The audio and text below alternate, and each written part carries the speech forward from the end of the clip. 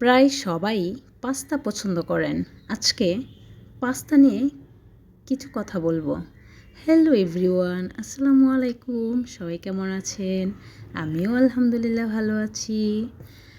Pasta একটি জনপ্রিয় খাদ্য যা সঠিকভাবে গ্রহণ করলে উপকার হতে পারে, তবে অতিরিক্ত বা অনিয়ন্ত্রিতভাবে খেলে উপকারও হতে পারে।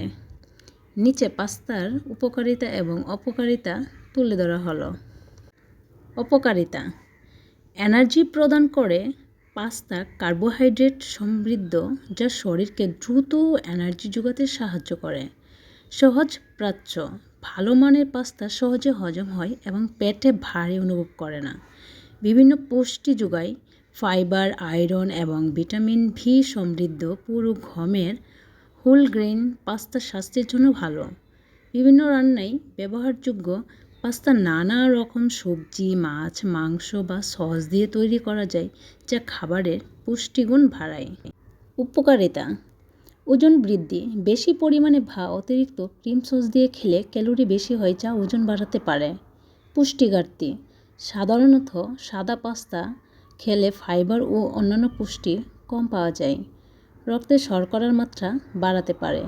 উচ্চ গ্লাইসেমিক ইনডেক্সযুক্ত পাস্তা রক্তে শর্করার মাত্রা দ্রুত বাড়াতে পারে, যা ডায়াবেটিস রোগীদের জন্য ক্ষতিকর।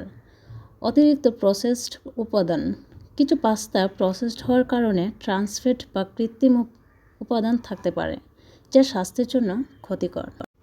সতর্কতা: পুরো গমের পাস্তা বা হোল গ্রেন পাস্তা বেছে নিন।